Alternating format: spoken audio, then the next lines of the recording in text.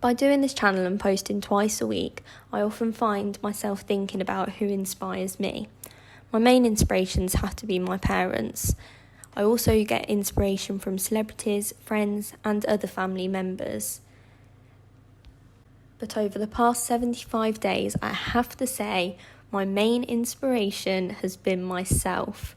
My mind and my body has gone under construction for 75 days for a healthier way of living. I am so pleased with how I feel, how fit I've become, and I would like to share my journey with you on my channel. However, before I do, I just want to remind you all that you are your inspiration, you are your solution, and you are your motivation.